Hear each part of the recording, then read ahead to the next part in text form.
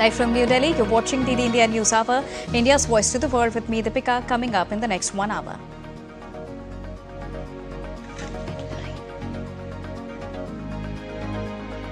Prime Minister Narendra Modi speaks to Uttarakhand Chief Minister Pushkar Singh Dhami, inquires about rescue and relief operations in Tharali village, assures centre support. Over 130 people rescued so far, while several others reported missing.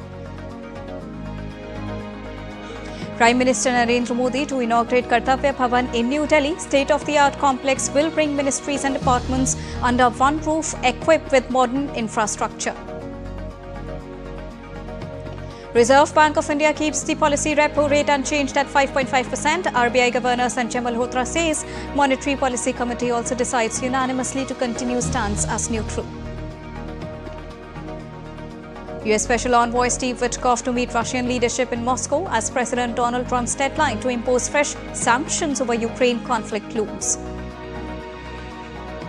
Israeli Prime Minister indicates wider military action in Gaza for complete takeover in Security Cabinet meet. UN warns expanded operations risk catastrophic consequences.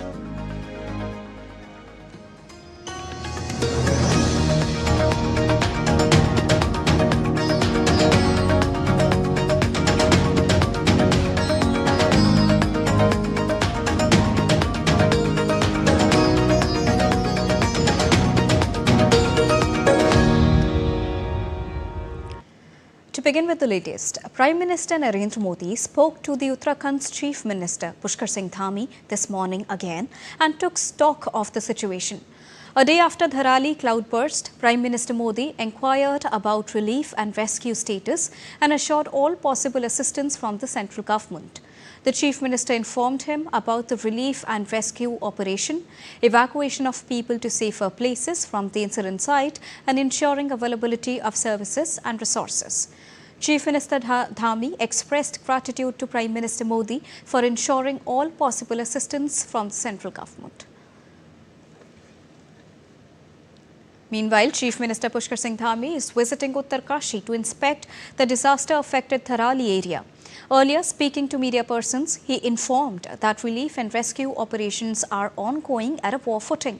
He said that all the concerned departments are working with full vigilance and promptness to ensure swift and adequate assistance reaches the affected. Dharali की आपदा आई है, उस आपदा में सभी एजेंसियां हमारी वहां पर काम कर रही है, सेना के लोग भी काम कर रहे हैं, बचाव और राहत के काम में आईटीबीपी लगी है, NDRF, SDRF. And now let's go live to Monetary Policy Committee's press briefing. Room is clear, right? So with your permission, we'll start? Yes, let's.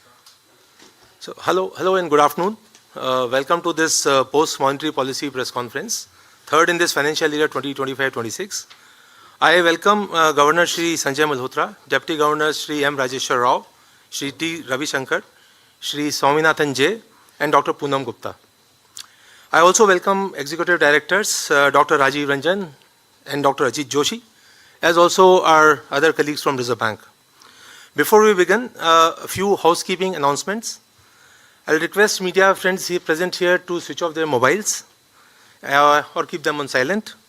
Further, please restrict to one question per person. It is very important so that everybody gets a chance to ask. While asking the question, you please switch on the mic in front of you so that others who are logged on to this or listening to this streaming, they are able to hear. And once you are done, please switch it off.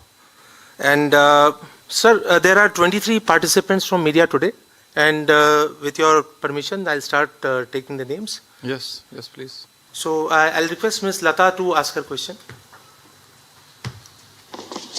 Thank you very much for the opportunity, Governor. You have given the growth forecast at 6.5, retained it, and given the forward forecast at 6.6. How much of the tariff impact have you factored in? Is there a lack of clarity on tariffs and therefore nothing is factored? And hence, if the tariffs stay or even increase, is there a likelihood that you will be lowering it? I'm asking you particularly because that phrase, very limited space for monetary easing, is absent in the entire speech. So if you lower, will that phrase reappear? Or will that phrase have no chance of appearing because The year ahead inflation is 4.9. Yeah, so first of all, on growth, you are very well aware that we had already reduced our forecast, which was earlier 6.7% to 6.5%. So some of the global uncertainties have already been factored in the revised growth forecast. However, there is still a lot of uncertainty, as was also mentioned in my statement, and it's really very difficult to predict as to what the impact will be. Going forward, as we have mentioned, we will maintain a very, very close vigil on the incoming data and take a call. As of now, we do not have sufficient data to revise our GDP forecasts. As to your question on the on the absence of the word or the phrase very limited space, that was in the context when we moved from accommodative to neutral. We are continuing in neutral, and so that's why you don't find a mention of that in this statement. Is it because it is 4.9%? That's why you're saying? Why is that phrase absent? Is it because of high inflation, or is it because we don't know enough about growth? See, we will continue to monitor our macroeconomic conditions on a policy to policy basis, and accordingly take a call. So it's all, very, very uncertain. We already did 100 basis point rate cut. The other thing is that monetary policy transmission is still happening. So we will continue. We'll continue to do whatever is required to facilitate good growth, while of course maintaining price stability. Thank you sir. दाहिनी तरफ दूरदर्शन से श्यामा जी अपना प्रश्न पूछें. Namaskar, sir. Sir, is RBI worried about the fact that these global changes, trade changes, will push up the inflation as the imports will get expensive? See, if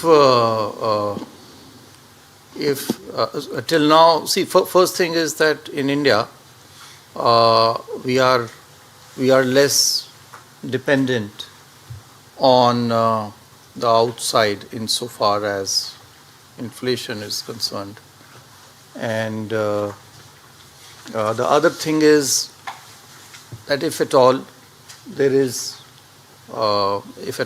an impact, there is also an impact on the growth, on the demand, and that has a reverse impact. We mentioned this, we elaborated this in our monetary policy statement that we made, I think, a couple of months ago, where we highlighted this aspect, that it moves in both directions. As of now, we don't see a major impact of this unless we have retaliatory tariffs and so on and so forth, which I really do not foresee. I request our DG if you would like to add something. Sure. In addition to what Sir said, let me also remind that our inflation basket, nearly half of it consists of food, which does not get impacted directly by global developments. A significant part consists of non-tradables, which again does not get impacted by global developments. So to that extent, of first order direct impact of these evolving uncertainties on India's inflation is likely to be very, very limited. Thank you, sir. Thank you, ma'am. I'll ask Manojit Saha from Business Standard. Thank you, sir. What has stopped the MPC from Given that you have reduced the inflation forecast to substantially lower to 3.1%, so what has stopped the MPC from a rate cut? Because you have indicated that you will be forward-looking, you will be proactive in interest rate decisions. So what actually stopped MPC from a rate cut? And also, if you can throw some light on whether the monetary policy is effective on pushing loan growth, because loan growth continues to be tepid despite a 100 basis point rate cut. See, the reasons for maintaining the policy rate are very, very clearly stated in our resolution, which also found a mention in my statement. Let me reiterate those. One, monetary, we did first of all, a front-loaded rate cut, 100 basis points over a short period of 4 months, February to June. Transmission is still happening. Uncertainties still continue. The situation is still evolving. Insofar as inflation is concerned, the projections are more or less, if you discount food, which is very volatile. I think I mentioned it somewhere earlier also that while our headline and food inflation over the last 8-9 years since FIT was introduced has been at 4.9%, the volatility in food prices is of the region of 3% on an average. The deviation, the absolute deviation is 3%, 5.9 plus minus 3% is the average. Whereas that in core is much less, about 1.1% in absolute terms. So the changes that have happened are primarily because of food and not core inflation. Core inflation, in fact, has only gone up slightly from the previous months. So these are the reasons that we have continued to maintain the policy rate. We will keep watching incoming data and evolving outlook of our macroeconomic conditions, and the MPC will accordingly take a view on a policy meeting to meeting, from meeting to meeting. Insofar as the impact of rates is concerned, I have given figures in the statement. It's about 71 basis points on the credit side. On the credit side, bank credit rates till June, within a period of 4 months, 71 basis points, of which about 55 basis points is because of the change in the rate and not because of the change in the mix of the credit loans. So that has happened, and obviously that will certainly help not only growth in credit, but also it will impact the real economy. As you are all aware, it happens with a lag. This time, while the rates have of course come down significantly faster, the impact on the real economy will also start to happen.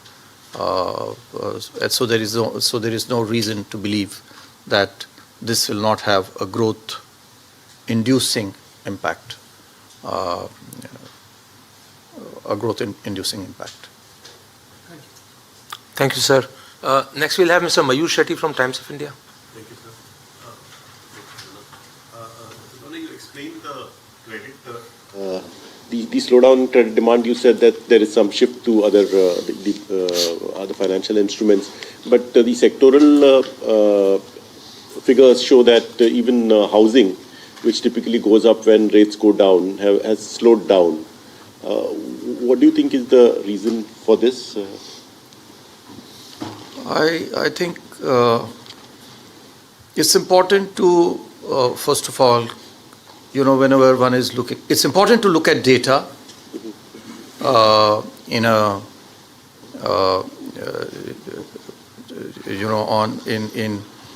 data at a regular basis, at a micro basis, at a month-to-month, quarter-to-quarter basis.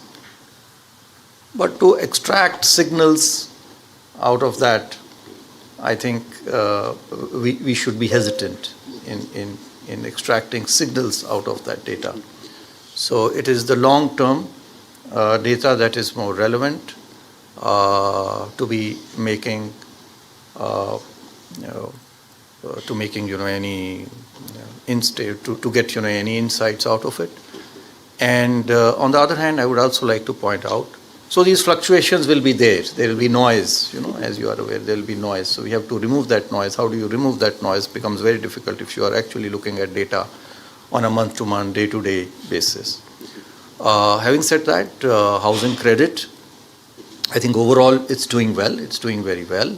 It may have moderated somewhat, but these are to be expected. There will be some ups and downs. I think overall housing credit is 14% as we speak, which is very good, which is more than our average credit growth rate of about 10% that we are having this year.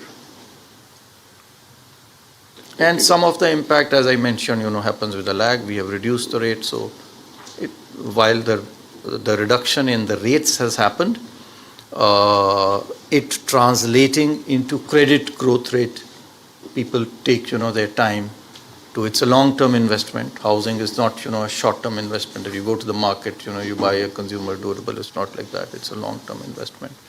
So that also has an impact to play over here. Thank you sir. अब मैं जी business से एकता सूरी को आग्रह करता हूँ कि प्रश्न पूछें. Good afternoon sir. सबसे पहले बधाई सर, प्रधानमंत्री मोदी ने, पीएम मोदी ने आरबीआई को धन्यवाद किया है कि आपने ग्राम पंचायतों में फाइनेंशियल इंक्लूजन के लिए कैंप लगाए हैं सर, उसके लिए कंग्रेचुलेशन. सर मेरा सवाल ये होने वाला है कि इस बार अगर हम बैंक्स के रिजल्ट्स देखें तो इसमें हमें एनपीए बढ़ता हुआ दिख रहा है, और अगर हम एमएफआई सेगमेंट की बात करें तो वो पिछली बार भी आपने कंसर्न रेज किया था कि उसमें एनपीए बढ़ रहे हैं. उसको लेकर क्या हम किसी तरह की रूल्स नियम सख्त होते हुए देख सकते हैं, खास करके तब जब जो एनबीएफसीज हैं प्रायोरिटी सेक्टर में ये पैसा उठाती हैं, लेकिन मनी लेंडर के जैसे रेट्स बढ़ चुके हैं इनके, तो उसको कर्ब करने के लिए क्या हम रूल्स सख्त होते हुए देख सकते हैं. और दूसरा ये सर कि अगर म्यूल हंटर की बात करें तो बहुत से बैंक्स ने इम्प्लीमेंट कर दिया है, तो अब आम लोगों का पैसा कितना जल्दी वापस आ सकता है, फ्रॉड से गया हुआ पैसा, और कितना सुरक्षित है अब पैसा उनका. आपने एक तो कई सारे प्रश्न एक साथ पूछ लिए हैं. तो सबसे पहले आपको जो है धन्यवाद. आपने जो बधाई दी है फाइनेंशियल इंक्लूजन के लिए, वो हमारे लिए बहुत सबसे ज़्यादा अहम है, महत्वपूर्ण है, और इसका जिक्र हमने अपने मॉनेटरी पॉलिसी स्टेटमेंट में भी किया है. तो हम चाहेंगे आप सबके माध्यम से कि ये जो हमारा प्रयास है, उस प्रयास को आप सभी अपने श्रोताओं और अपने व्यूअर्स तक आप पहुंचाएं, और इसको आप पब्लिसाइज करें ताकि लोग जो है इसका अधिक से अधिक लाभ उठा सकें. जो आपने बात कही कि कुछ एनपीए बढ़े हैं, मेरी ऐसी जानकारी नहीं है. कुल मिलाकर के, जैसा कि मैंने अपने वक्तव्य में आज जो हमारा मॉनेटरी पॉलिसी का वक्तव्य था उसमें भी मैंने निवेदन किया कि कुल मिलाकर जो हमारे नेट एनपीए हैं, जो हमारे ग्रॉस एनपीए हैं, पूरे बैंकिंग क्षेत्र को जब हम देखते हैं 2.2% ग्रॉस, 0.5 से लेकर के 0.6% तक नेट एनपीए है, तो वो काफ़ी संतोषजनक है और उसमें वृद्धि नहीं हुई है. ये संभव है कि कुछ एक क्षेत्रों में, जैसा कि आपने बताया एमएफआई में, अनसिक्योर्ड लोन्स में, वहाँ पे निश्चित रूप से कुछ एनपीए बीच में बढ़े थे, जिसकी वजह से हमने क्रेडिट जो वेट्स हैं उनके ऊपर में बढ़ाए थे. और उसके बाद में हमने ये भी देखा कि जो एक बहुत अधिक दर से वृद्धि हो रही थी क्रेडिट की, ऋणों की इन क्षेत्रों में, एमएफआई और अनसिक्योर्ड पर्सनल लोन्स में, उसमें उसके बाद में कमी भी आई है. तो कुल मिलाकर के लेकिन इसमें कोई चिंता की हमारे लिए कोई विषय नहीं है, और हमारा ये बिल्कुल हर समय ये प्रयास रहता है कि स्पेशली जो जैसा हमने कहा bottom of pyramid micro finance जो लोग ले रहे हैं छोटे छोटे 10,000, 20,000, 50,000 रुपये तक के जो लोन ले रहे हैं और वो हमारे पूरे जो स्टेक होल्डर्स हैं उसमें एक बहुत अहम और महत्वपूर्ण अंग है। लगभग 8 करोड़ लोग MFIs, हालांकि अमाउंट संख्या में केवल 3 लाख और 75,000 करोड़ लगभग 4 लाख करोड़ रुपए के करीब ऋण हमने उनको दिया है। कुल मिलाकर 180 लाख करोड़ में से वो प्रतिशत में 2% ही लगता है, लेकिन लगभग 8 करोड़ लोग हैं जो कि हमारे जो टोटल लोन अकाउंट्स हैं या लोन अकाउंट्स 8 करोड़ हैं। व्यक्ति हो सकता है कम हो क्योंकि एक व्यक्ति कई बार जो है 2-2 लोन भी ले लेता है। तो ये हमारे लिए एक बहुत महत्वपूर्ण और बहुत इम्पॉर्टेंट श्रेणी है और इसके लिए जो भी हमारे को करना है ताकि और इनका फाइनेंशियल इंक्लूजन हो, जैसे कैंप्स भी हम लगा रहे हैं, वो उसके ऊपर में हम कार्य करते रहेंगे। तीसरा आपका प्रश्न है म्यूल हंटर से निश्चित रूप से सबसे पहले मैं ये कहना चाहूँगा कि पिछले वर्ष जो हमने देखा जो फाइनेंशियल फ्रॉड्स हुए हैं वो अगर आप कुल अमाउंट में देखते हैं तो उसमें लगभग जितने हमारे वर्ष 23-24 में हुए थे उतने ही हुए हैं, कोई अधिक बहुत ज़्यादा वृद्धि नहीं हुई है। तो जब आप प्रति ट्रांजैक्शन अगर उसको देखेंगे तो उसमें कमी आई है, तो ये एक हमारे लिए संतोष का विषय है। दूसरा म्यूल हंटर का हमारा जो कार्यक्रम है वो काफ़ी आगे बढ़ रहा है। 15 बैंक्स इसके अंदर हमारे लिए सम्मिलित हो गए हैं और निश्चित रूप से इससे भी इस दिशा में हमारे को लाभ मिलेगा। बहुत धन्यवाद sir. Now will ask Vishwanath Nair from NDTV Profit to ask his question. Thank you, sir. Governor, the conversation or the uncertainty, so-called uncertainty after the tariff policy measures that have been announced from the US, they're still continuing. The president there consistently makes statements about specific tariffs to India. A lot of economists have pointed out that monetary policy may not be the appropriate tool to support Indian businesses in such a scenario. Is there anything that the RBI can do or is prepared to do on top of, say, cutting rates?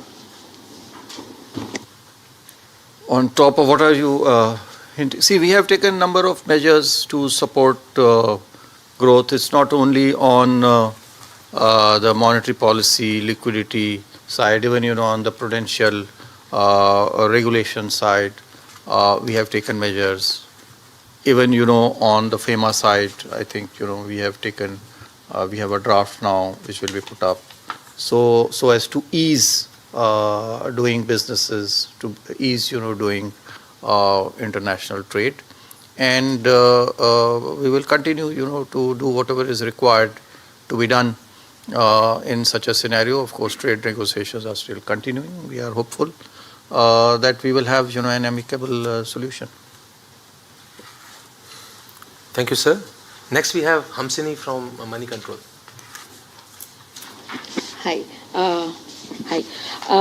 Governor, when we speak to banks, one of the largest fears that they have is with respect to growth. And they're also seeing a large part of their deposits moving out into equity and equity-related products, or rather, corporatization of deposits, as bankers call it, is a trend that they're increasingly seeing.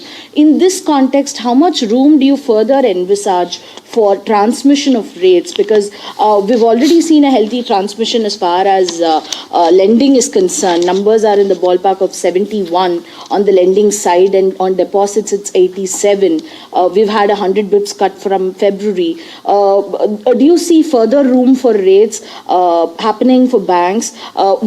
Considering that their balance sheets will also remain healthy, should they transmit more money, or should we look out for a longer pause in rate actions? Which of the two is more likely to play out? No, see, that is for the monitor. I think I answered your question earlier. We will continue to look at the incoming data, and the Monetary Policy Committee meets every 2 months. We will consider all possible scenarios. And basis that we will take a decision. It will not be right on my part to preempt. Not only preempt, I mean, I really do not have, as of now, any answers. We will see whatever was to be done today has been done. So let's wait for another 2 months and see how the economy actually shapes up, how the monetary policy transmission is actually happening, how the real economy is responding to all these things, and then we will again, take up. As we have mentioned, we will not be found wanting in whatever is required to provide the right balance of price stability and economic growth for the development of our country. Thank you. Thank you, sir. Now I'll ask Mr. Ashish Agashe from PTI. Thank you so much, sir. Sir, with your statement today, and especially by making the point that food inflation is very volatile, are you probably, and your projections also, so are you sort of probably preparing for a longer pause on the rates front from here on, sir?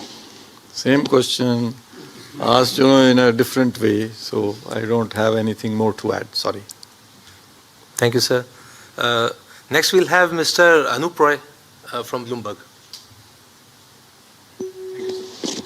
Sir, if India has to stop buying Russian oil or has to revert back to that 1% of the total oil purchase that we had with Russia, what could be the impact on inflation? Has the RBI done any study, or do you have any assessment on that, preliminary assessment? See, how the inflation will pan out, I think some of it the DG also mentioned. Of course, crude is an important element in determining our inflation, but at the same time, let's keep, two things in mind. It's not only Russian oil. Oil earlier, and it's not only Russian oil that we are taking oil from many other countries. The mix, if the mix changes, what is its impact on prices? What is the global commodity prices of crude? It will depend on all that. And the other thing it will depend on is how much of its impact, downwards or upwards, is actually taken by the government in the form of excise duties and other tariffs. So we don't see any major impact as of now because of this on inflation, because I think the government over there will take an appropriate decision on the fiscal side in case there is any shock over there. Thank you, sir. Anurag Shah from ET Now, Swadesh. नमस्ते sir. Sir, जिस तरह से आपने आज अपनी policy में 3 consumer centric ऐलान किए और उन 3 कंज्यूमर सेंट्रिक ऐलान के अंदर से जो करोड़ों जनधन खाते हैं उनकी KYC की जाएगी और उनको इंश्योरेंस के प्रोडक्ट और पेंशन के प्रोडक्ट भी ऑफर किए जाएंगे. तो सर, इसमें मैं आपसे समझना चाहता था, क्या जो एक म्यूल अकाउंट है एक बहुत बड़ी समस्या बन गई, जिसपे पर ट्रांजैक्शन में तो आपने बताया कमी आई है, लेकिन अभी एक और यूपी पुलिस के द्वारा एक बहुत बड़ा मामला पर्दाफाश किया गया है, पिछले महीने भी किया गया था बहुत बड़े पैमाने पे, कि जो अकाउंट्स है कई सारी बड़ी बैंकें भी है जो मृत लोग कुछ महीने पहले डेथ हो चुकी है, लेकिन बड़ी बैंकों के द्वारा भी उनके KYC किए जा रहे हैं, उनकी अकाउंट ओपन किए जा रहे हैं, ट्रांजैक्शन हो रहे हैं और ये बड़े पैमाने पे चल रहा है. तो उसको देखते हुए भी सर ये KYC जो है बड़े पैमाने पे की जाएगी. और सर, एक आपने उसी संदर्भ में जो कहा कि नीड एनालिसिस बहुत ज़रूरी है बैंकों के जरिए जो प्रोडक्ट बेचे जाते हैं, तो सर नीड एनालिसिस को लेकर क्या कोई फ्रेमवर्क लाया जाएगा और किस तरह से नीड एनालिसिस होगा? आपने निश्चित रूप से बहुत महत्वपूर्ण अहम सवाल आपने उठाए हैं और इसके लिए हर समय जो रिजर्व बैंक है, बैंक्स है, वो जागरूक हो रहे हैं. चाहे वो म्यूल अकाउंट के बारे में आपने कहा, KYC के बारे में आपने कहा.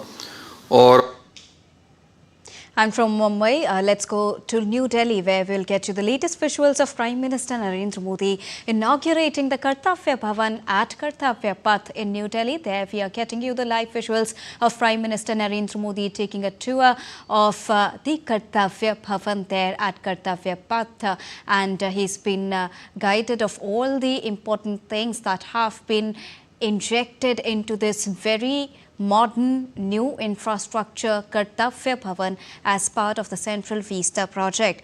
Well, the Kartavya Bhavan, which is set for inauguration today in a short while from now by Prime Minister Narendra Modi, is the first of several planned common central secretariat buildings designed to streamline administration and support the efficient governance as well.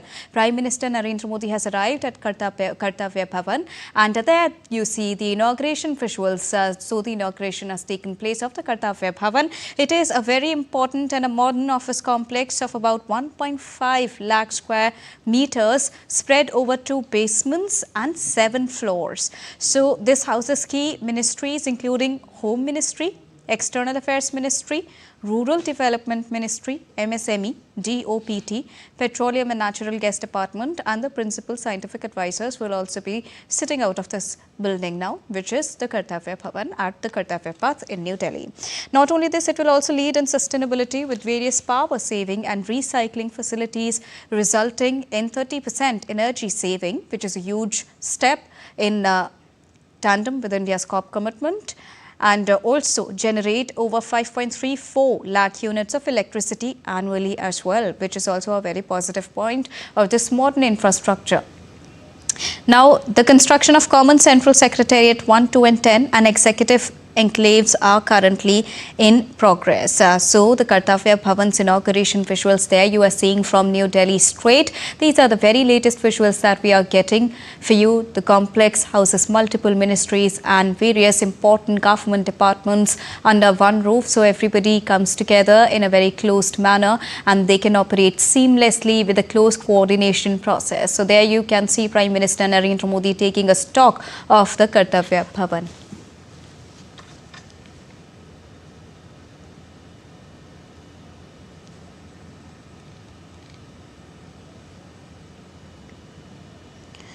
So talking about the Central Vista Master Plan, it focuses on administrative efficiency, keeping environmental sustainability at the core of all works. And Kartavya Bhavan stands as a core example of it. And to discuss more on this, I am joined by DD India correspondent Divyendu Mondal. Divyendu, we just saw Prime Minister Narendra Modi inaugurating the much-awaited Kartavya Bhavan at Kartavya Path in New Delhi. While it is sustainable in a lot many departments in more than one way, tell us about the key significant areas and the positives that we are taking out from the inauguration of Kartavya Bhavan. Divyendu. Kartavya Bhavan, which is being inaugurated today by Prime Minister Narendra Modi, is part of the larger Central Vista project, which aims to bring in all the ministries together in one building complex for better efficiency, better governance, better coordination. So this is just one of those buildings that is currently being inaugurated by Prime Minister Narendra Modi. This building will house the Ministries of Home Affairs, Ministry of Rural Development, the Ministries of DOPT, as well as the Ministry of External Affairs. So these key ministries of the Government of India will be housed in this particular complex, which is currently being inaugurated by Prime Minister Narendra Modi. It's a massive complex, Deepika, which spread over, over a large area of on the India Gate and Kartavya area of the National Capital Region. So therefore, this is, as I said, is part of a larger plan of the Government of India to bring in all the ministries together and for better coordination, better efficiency in governance, as well as to help the government in, better keeping in touch with each other's departments. So therefore, this has been a long-term plan of the Government of India, and this project was, as I said, part of the larger Central Vista project, which includes the building of the Kartavya Path, which was inaugurated earlier. We also saw the new Parliament building complex, the new Vice Presidential enclave, the new, the redeveloped area of, the Central Secretariat region. So therefore, this is partly being inaugurated by Prime Minister Narendra Modi at the moment as we speak, Deepika. This entire Central Vista will, let me, Deepika, read out some of the facts from what this entire project is all about. So this project is one of the key projects which will be spread across 1.5 lakh square meters. And this this Kartavya Bhavan has about 7 floors in total with 2 basements. It will house the key ministries, as I said earlier, of the Ministry of Home Affairs, External Affairs, Rural Development, MSME, DOPT, Petroleum and Natural Gas, and also the Office of the Principal Scientific Advisor to the Prime Minister. This building is constructed keeping in mind the sustainability and future concept of buildings. And as far as it is concerned, it is going to save 30% energy, given the fact that solar rooftops are installed in all the buildings around the Kartavya Bhavan, which will generate its own electricity, and in turn keeping it away from fossil fuel generated energy. It will also be able to. A lot of trees are also being planted around this building. We'll also see one soon. We're likely to see Prime Minister Narendra Modi will also plant a tree here at this complex in Kartavya Bhavan, which is currently being inaugurated by Prime Minister Narendra Modi. So this entire project, Deepika, is called the Common Central Secretariat Building. It will house a number of such buildings around this entire complex, which will be known as the CCS building number 1, 2, 3, 4, 5, etc., and so on. So therefore, as we speak, Deepika, the Prime Minister is currently touring the new inaugurated complex, which, as I said, again houses key ministries of the Government of India, and the Prime Minister is also going to see how efficiently this building is made, given the fact that it will have a lot of natural sunlight, so that energy is saved on not having to turn on a lot of lights. It is also going to it also has a water harvesting plan in this, so that rainwater is harvested. There are solar water heaters also present in the building, which will in turn save electricity and make hot and cold water available at all points in time. Deepika. And also, when we talk about, being so many facilities associated with this particular building, this stands as an example of modern India, self-reliant India, and the India that focuses on futuristic aspects. Tell us also about how IT friendly it is, because we are also learning the fact that ID card based access controls will be there and integrated electronic surveillance will be there. So how IT friendly has this building been made? Well, Deepika, this is of course having all the latest technologies in place in this particular building, because this is being built as a state-of-the-art, having all modern technologies, which will have the face scans and these modern IDs and technologies that are involved in when you go to a large, say for example a DLS building in Cyber Hub. So you see those high-tech technology-enabled accesses to the buildings.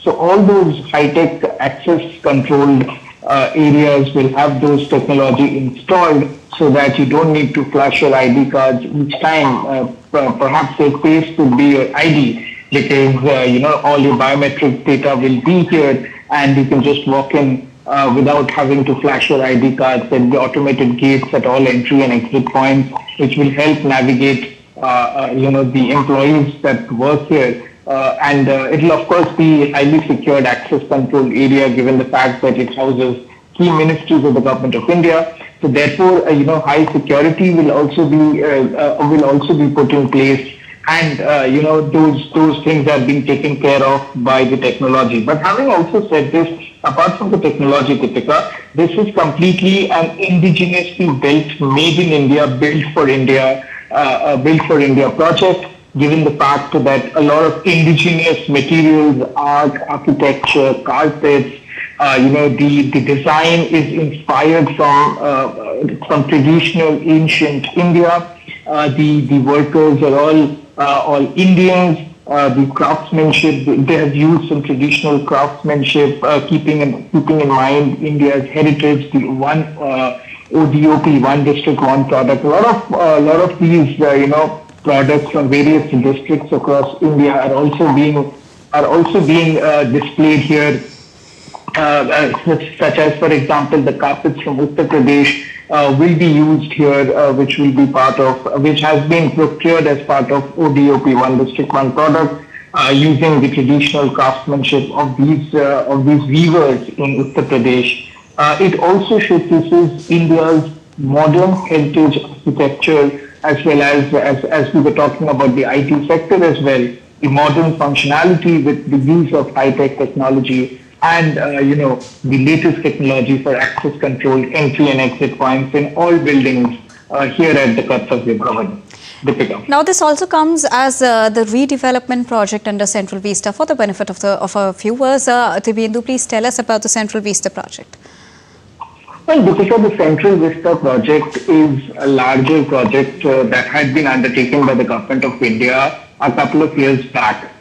So this project, what does this project aims to do? This project aims to consolidate and redevelop, modernize, as well as beautify the entire central district of Delhi, because these houses important installations. It houses the house of the president. It houses important ministries, the vice presidential enclave, the parliament, etc. Also the iconic India Gate. So the first part of the Central Vista project which we saw was the inauguration of the Kartavya Bhavan. It has been completely redeveloped, made better public-friendly accesses and facilities that has been provided for the first time at the Kartavya Bhavan, where this project has been inaugurated a couple of years back. So the goal of this government, when they envisioned, perhaps it had covered this Central Vista for ever since it was announced. The goal of the government was to bring all the ministries together, because the government had been facing a lot of problem in terms of coordinating, because all the ministries were spread across in different parts of Delhi. So they had to be consolidated and brought in a single place so that better coordination and efficient governance can take place. And also the current buildings such as Shastri Bhavan, Krishi Bhavan, Udyog Bhavan are very old buildings that were constructed during independence and during the 1950s to 1960s. So therefore these buildings are old in structure as well as old with technology as well.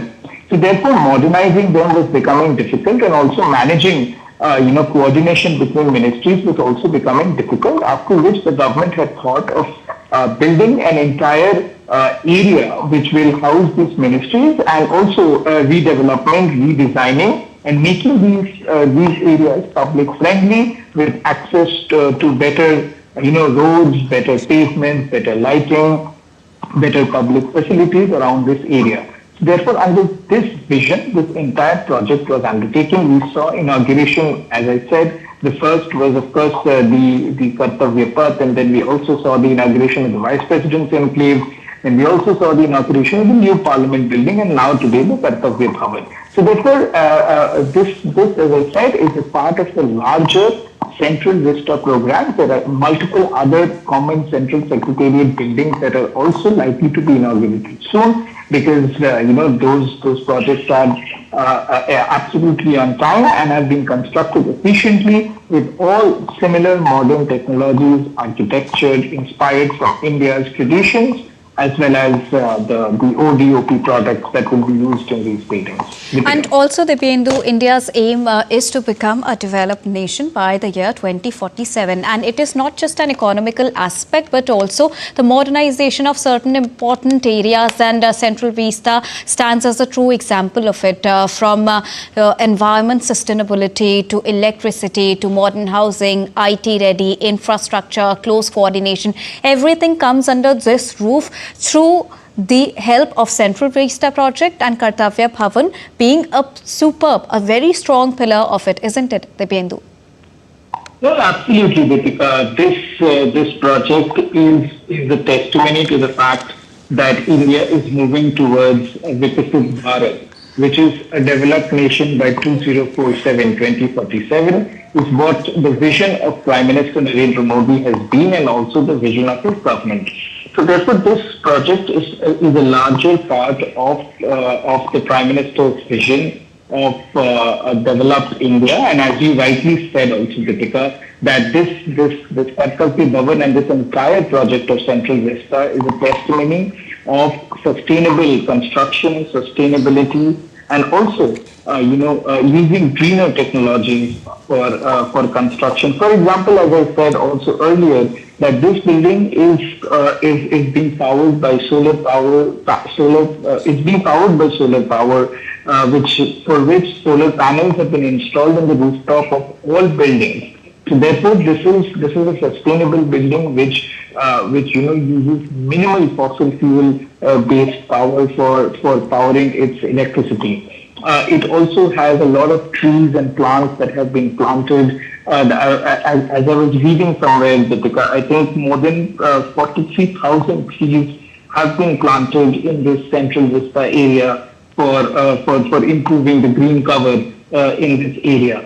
So therefore, this keeps in view the future of India as well when it is building these modern buildings, and also keeping in mind how and also to the fact that the waste dismantling as well as the waste disposal has also been taken care of in this particular area, because the waste that will be generated can be properly recycled and used. So therefore, waste recycling mechanism has also been put into place, and also as I was talking about the number of trees that have been planted.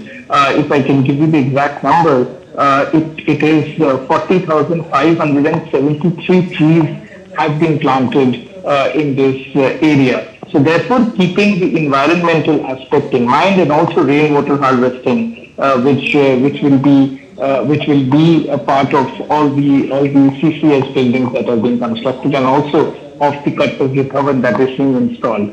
So Deepika, you see, like when constructing such modern architecture, the government have also kept in mind that these buildings should be futuristic and also should help the environment, and also towards the goal of zero carbon emission, because these buildings are hardly using any fossil fuel based power and is mostly being powered by the solar powered rooftops, and this will be the case with almost all the CCS buildings that is likely to be inaugurated in the coming future as well.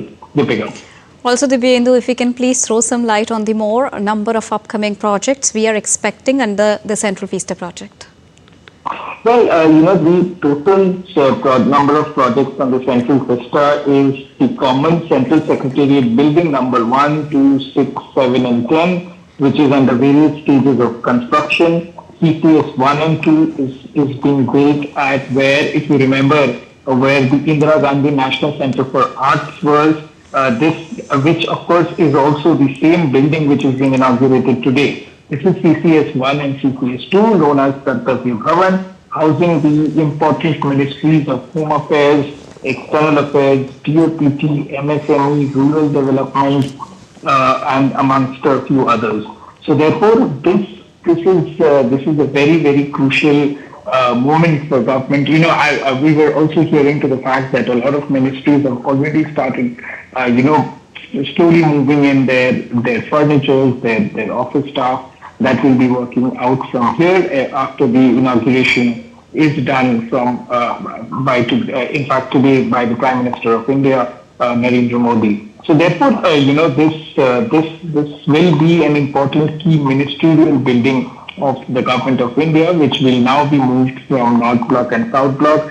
And as also part of the Central Vista project, the North and the South Block will be transformed into a museum, which will be thrown open to public, that will give a glimpse into India's independence, the history of India's independence, and also the history of India's struggle for independence. So those areas will be thrown open to public. Remember, this Raisina Hill gives a beautiful view of the India Gate through the Kartavya Path, and the North and the South Block standing right across India Gate, beautifies that entire area. So therefore, the public will now have an option to go to the north and south block of the presidential area, that entire Raisina Hill, which also constitutes the president's house, will be thrown open to public. They will be turned to museums that will be showcasing the history of India's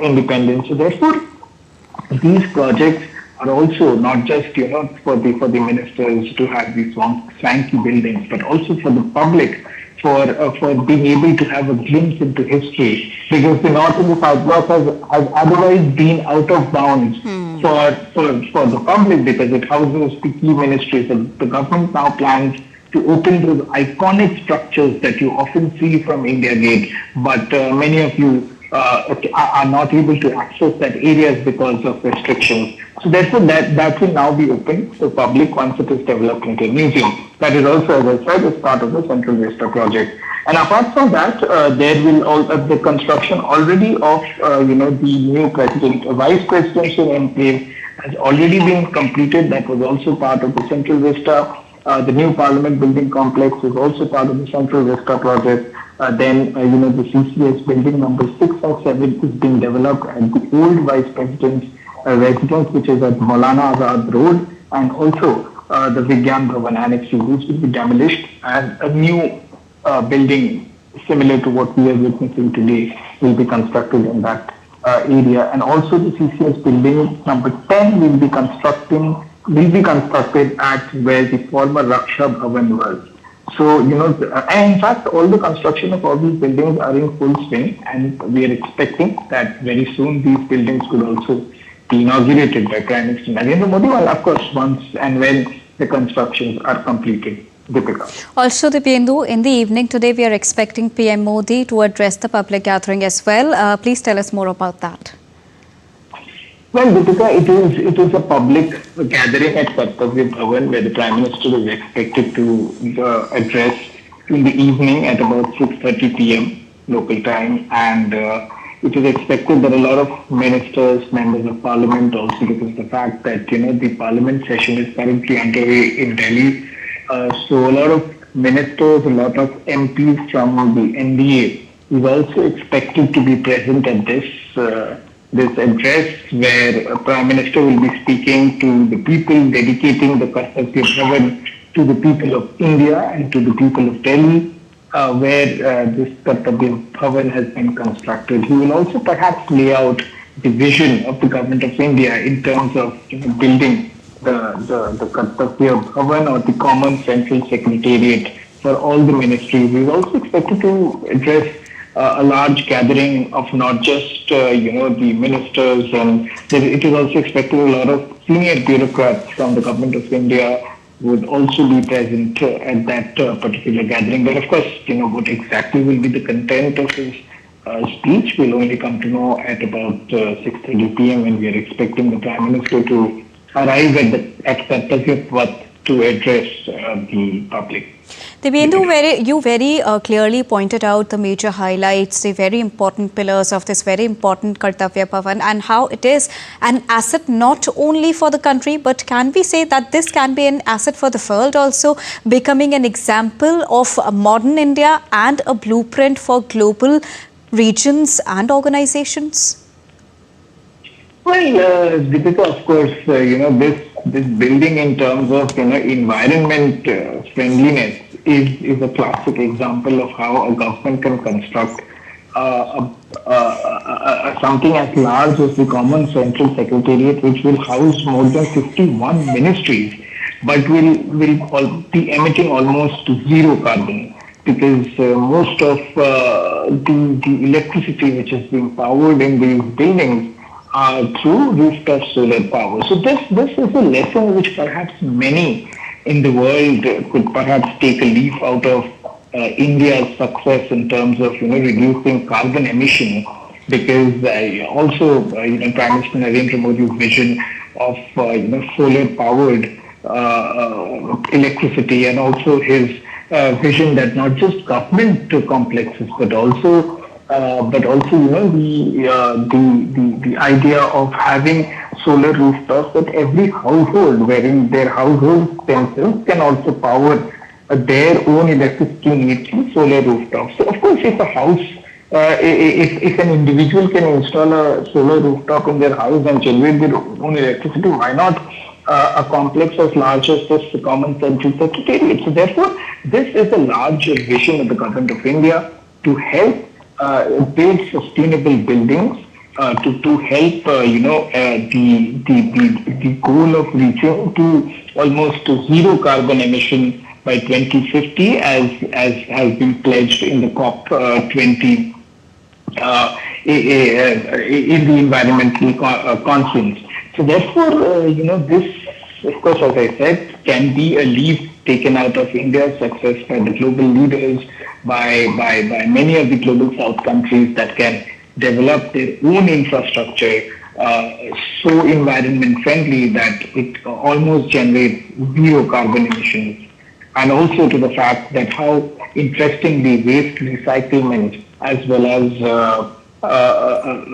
rainwater harvesting has also been taken into account when these buildings were being constructed, and also to the fact that how with minimum usage of water, these buildings have been constructed. So these are some of the key factors on building a sustainable building that the government have undertaken, ensuring that the environment is protected when it comes to construction. And also, Deepika, planting more than 40,000 plus trees in Kartavya alone is another big achievement by the government. Yes, Deepika. And also, Dipyendu, when we talk about it, it also comes as a very great example of self-reliant India, because you just mentioned that this is all indigenously developed. We are having special carpets from UP. So it speaks volumes about how India First approach is being followed, how self-reliant India is put forth through this marvel, through this example, isn't it, Dipyendu? Well, Deepika, absolutely right. This government focus has been on Atmanirbharta, which is self-reliance for a very, very long time. This is, of course, taking again from the leaf of Gandhi, Mahatma Gandhi's book on about self-reliant India.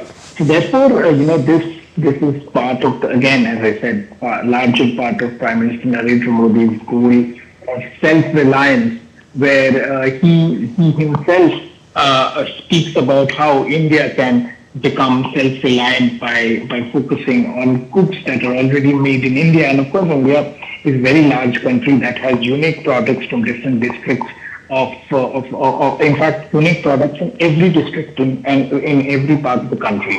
So like I mentioned, the carpets from the weavers in Uttar Pradesh, if I recall correctly, during the construction of the Parliament building as well, the carpets that have been used in both the Lok Sabha and the Rajya Sabha that all of us have seen on the floor of the house. Those carpets have also been taken from, have been made to order and made to be built by weavers that were part of, that were from Uttar Pradesh. So therefore, Uttar Pradesh, I don't recall the district correctly, but Uttar Pradesh has a district which is very, very popular for these weavers that make carpets. So therefore, those carpets were brought in from the weavers of Uttar Pradesh, and so it is being done in these Kartvya Bhavan buildings as well. It is being taken from these weavers in Uttar Pradesh, and likewise, the other materials that are being used in the construction of the Kartavya Bhavan is also being sourced from different parts of India, giving opportunities to the people of India, promoting the products from India, and also helping the people, and also in turn helping India become more self-reliant, and also made in India, make in India, a push that the government has been focusing on for the last almost a decade. This is a result of that Make in India product. And also this also gives a boost to the, laborers who are putting all the effort in this, eliminating all the middlemen from it. And not only this, we've seen previous examples also of Prime Minister Narendra Modi gifting Dokra art to global presidents, to global diplomats also. And not only one particular art, but he's always been promoting India in different ways at different platforms beyond length and breadth. How do you see this endeavor of Prime Minister Narendra Modi promoting India's voice straight from the grassroots level, Dibyendu? Well, that's true, Deepika. That even at a global level, we have seen when Prime Minister visits different countries, as presents to his counterparts, what he has been giving is a piece of India's history, is a piece of India's art from as you rightly said, from ground zero. Where these people toil hard to make these products, protect these traditional form of arts, like you mentioned, the Dokra art, and also we have seen Prime Minister gifting, various products from which has been part the GI tag products which have been part of India's rich cultural history. So therefore, this in a sense promotes India's cultural heritage, promotes India's India's history of its culture. It promotes India's image to the world, and also as you also mentioned about the workers.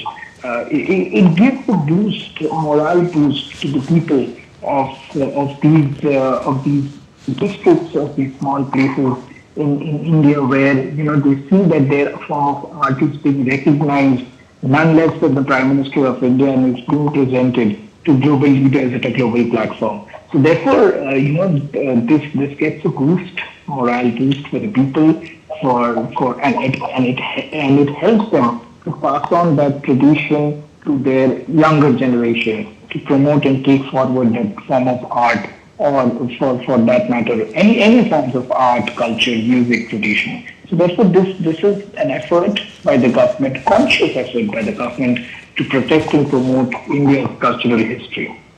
And also the heritage properties when we speak about it, isn't it?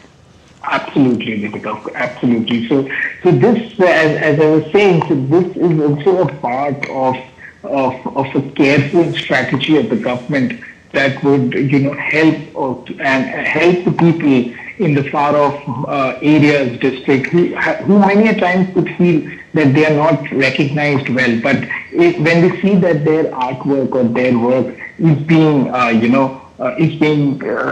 showcased by Prime Minister himself, and it's been presented to global leaders at a global platform where the world is just watching. A moment, Dibyendu. We are getting the latest visuals where Prime Minister Narendra Modi can be seen interacting with the workers who created this infrastructural marvel, and he's interacting with a group of workers there who are very happy, interacting with the Prime Minister as well, because they are also getting the opportunity and recognition as well. How much of a boost is it for the people who are really creating it from the grassroots level? We were talking about promoting different departments, but talking to the workers itself sets not only a ground for motivation, but also a message to not only the country but also the world, that how one should be treated. And Vasudeva, they were carrying forward the message of Vasudeva Kutumbakam, the world is one and we all are one family, isn't it, Dibyendu? Well, absolutely, Deepika. We were here since morning, and I had seen that these workers who were patiently and keenly waiting to meet the Prime Minister, and how happy they were that they will be getting to meet the Prime Minister in a short while. But now as we get visuals, and for our viewers, the Prime Minister have already interacted with the workers who had been part of this Central Vista project, who has put in their effort to build this Central Vista, who has been toiling hard to build the Kartvya Bhavan. They have been part of the Central Vista project, and these workers were extremely happy. They were all dressed up well, and patiently waiting for Prime Minister Narendra Modi to arrive, and they were patiently waiting for him for him to come and interact with them, and also you can see those happy faces on our screens at the moment, where Prime Minister is talking to those individuals as to their effort, appreciation from the highest level of governance.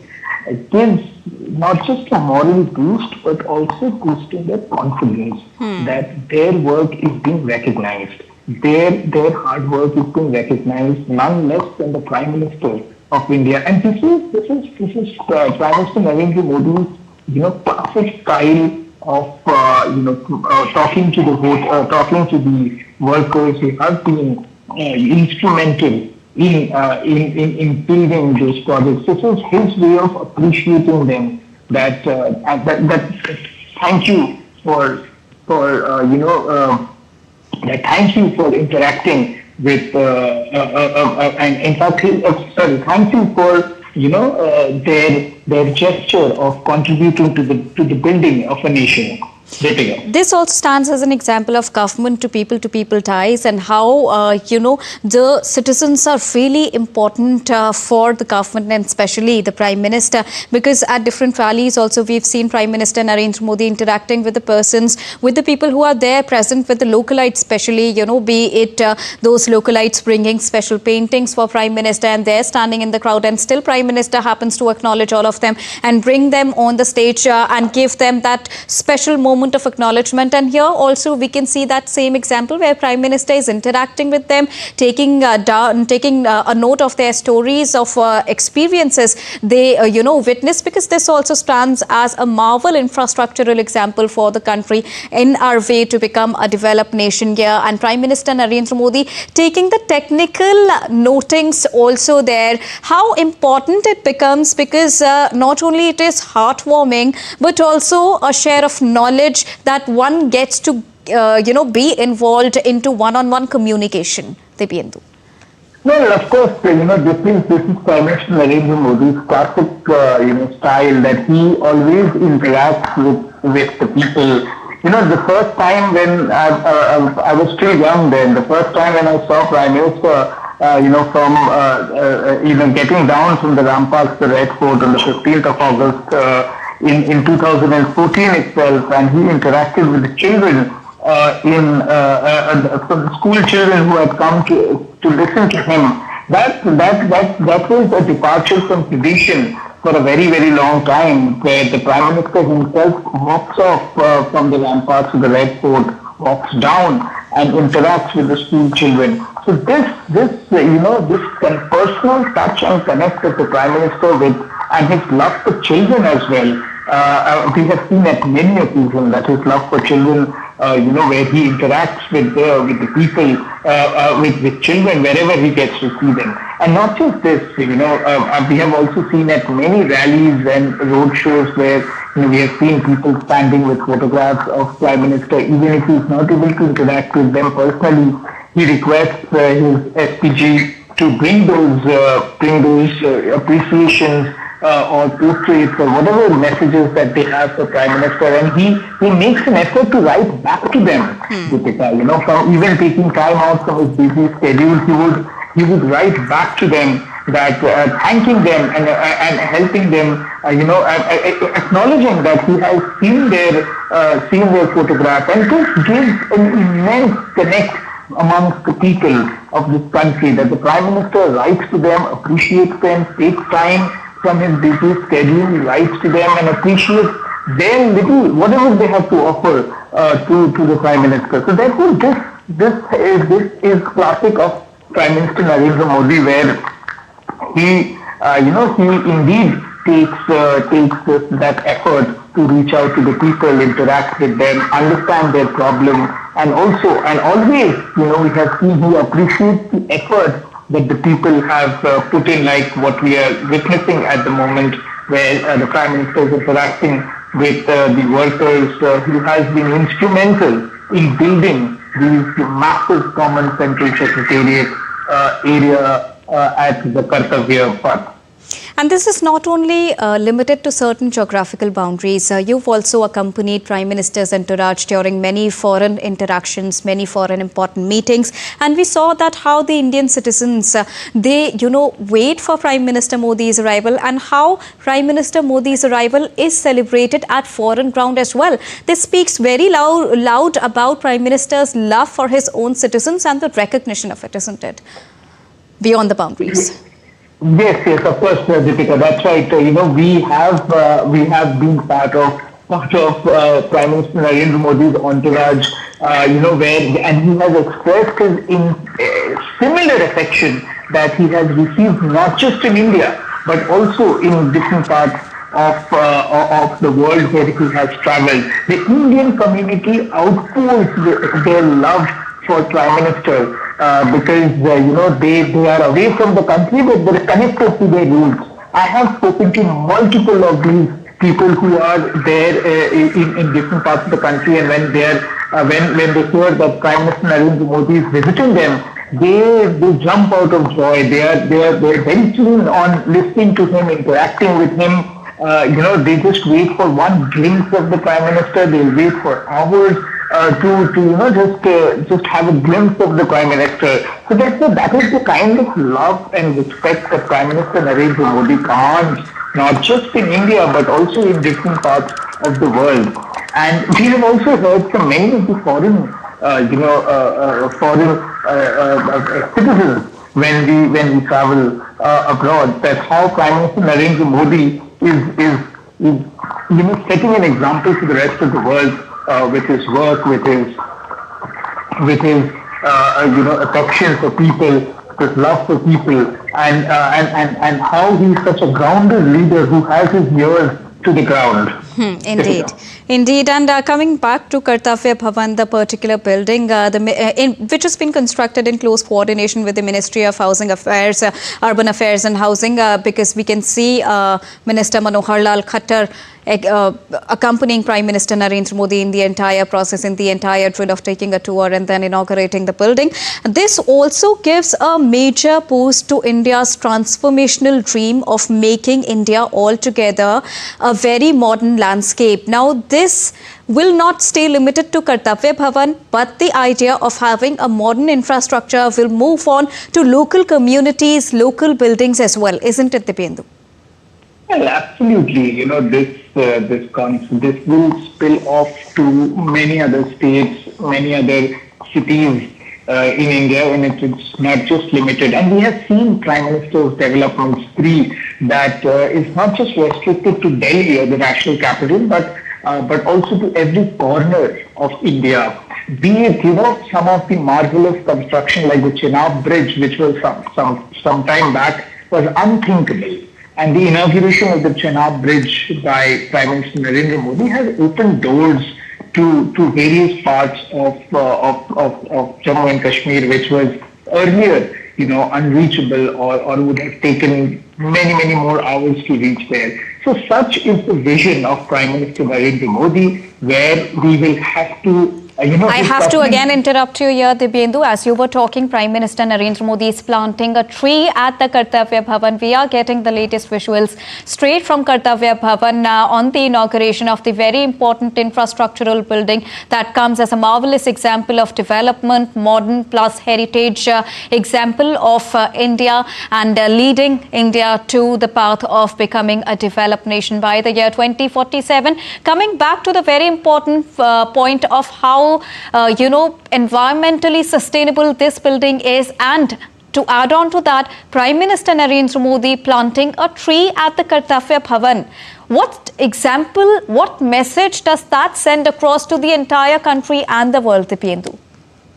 Well, Deepika, this is in fact Prime Minister Narendra Modi has always believed in protection of the environment, how to reduce carbon emissions, and this I remember, if I remember correctly, again, Ek Ped Maa Ke Naam was an initiative that was undertaken by Prime Minister Narendra Modi to create a movement across the country where tree plantation and plantation trees on the birthdays, or for that matter on your mother's birthday, could be undertaken as a movement across India. But if 1.4 crore people plants one tree on their birthdays, so it could, and every year, just imagine the number of trees we could have, in the whole of this country.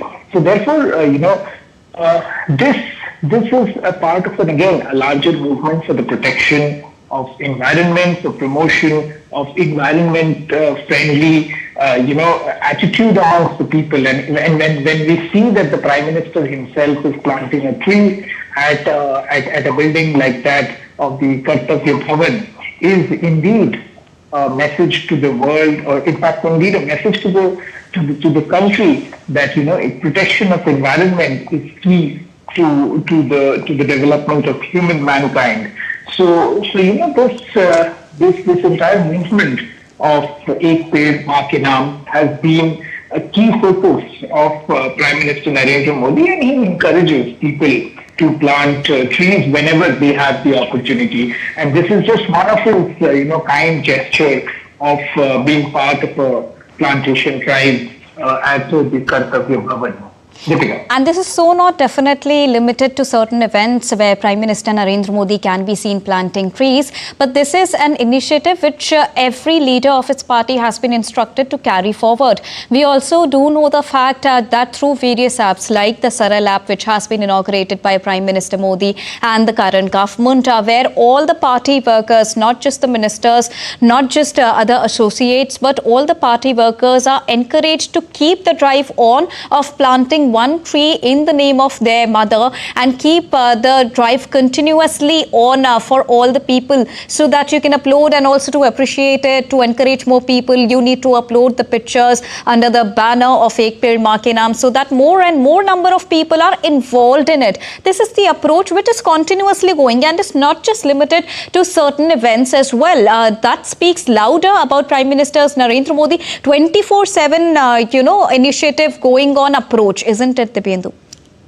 Well, absolutely, Deepika. This has been not just and one of an event, but is a part of both the government as well as his party's culture of promoting environment-friendly initiatives amongst its government officials, its ministers, its party workers. And as you said, that Ek Ped Maa Ke Naam has become a movement in the last 1 or 2 years, where every party worker or every parliamentarian is encouraged to create a movement in their own capacity, in their own areas, to help build a better sustainable environment for the development, for the future society, for our future, for the development of our future and protection of the future of the people of this country. So that's what this is a movement that has been undertaken by Prime Minister Narendra Modi and has been able to percolate it down to the ground. And also with every milestone event, this also comes as a great example of it. And especially as the Prime Minister himself says that he, being the Pradhan Sevak, will always take the torch moving forward. How beautifully can we etch this in the books of history? Because such movements are a rare sight, and especially in the past decade.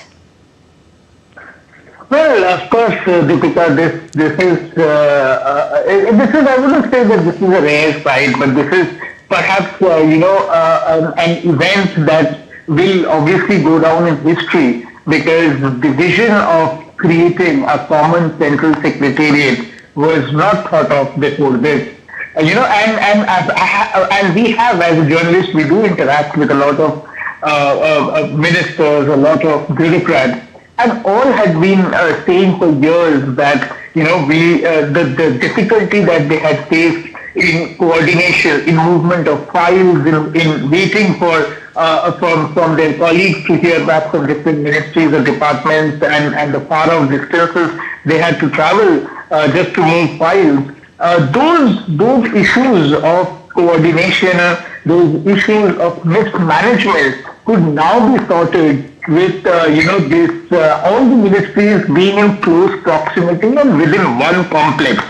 So therefore, the issue of lack of coordination and efficiency would increase, and lack of coordination would reduce. It is expected that by bringing all the ministries closer together would increase the efficiency in terms of the turnaround time at which your work will be done. The governments will be able to take better decisions and help function smoothly without having to wait that the files were stuck in traffic. So this kind of gesture, this kind of situations would reduce, because all ministries, 51 of the ministries of the Government of India will now be located at one common place, which is known as the Common Central Secretariat. So this is a vision that has been envisioned by Prime Minister Narendra Modi to improve governance, and as we all can rightly recall,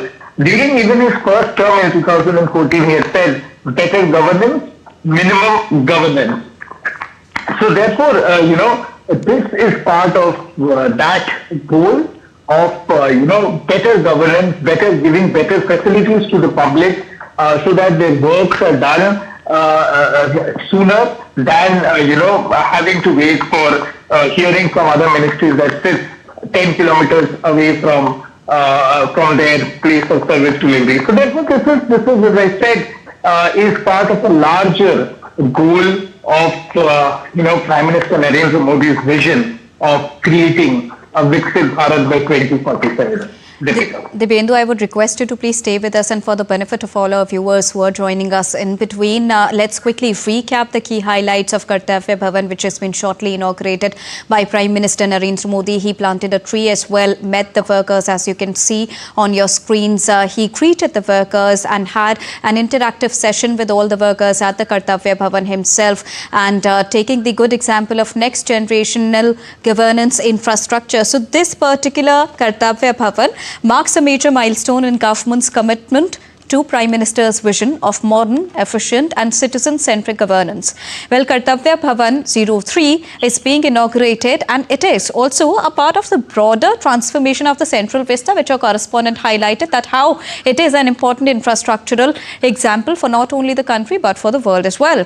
Well, it is also the first among several upcoming common central secretariat buildings that aims to streamline administrative processes and also enable agile governance, and also, as a correspondent Dibyendu Mondal highlighted, that how it is going to compress time and space for all the ministries for a better coordination, a faster coordination process that works towards the progress of the country India, the country Bharat.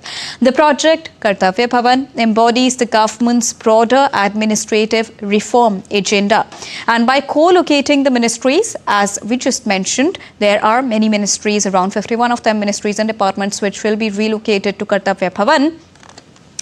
There is an adoption of cutting-edge infrastructure. The Common Central Secretariat will also improve the inter-ministerial coordination, accelerate policy execution and foster a responsive administrative ecosystem through the help of this particular building, which is Kartavya Bhavan. These are the administrative benefits of it. Now, currently, many key ministries, if we talk about it, they function from aging buildings like Shastri Bhavan in New Delhi, Krishi Bhavan, Udyog Bhavan, Nirman Bhavan, which have been constructed between 1950s and 70s, and they are also very structurally outdated and efficient. Now, the new facilities here at Kartavya Bhavan will reduce the repair and maintenance cost, boost productivity, improve employee well-being and enhance overall service delivery as well, and also cut the transportation time as well. Now, Kartavya Bhavan 03 has been designed to foster efficiency, innovation and collaboration by bringing together various ministries and departments which are currently scattered across various buildings in New Delhi. And it will of course be a state-of-the-art office complex spanning an area of around 1.5 lakh square meters across 2 basements and 7 levels, which includes ground plus 6 other levels. It will also house offices of the ministries and departments of Home Affairs, External Affairs, Rural Development, MSME, GOPT, Petroleum and Natural Gas, and the Principal Scientific Advisor, which is the PSA.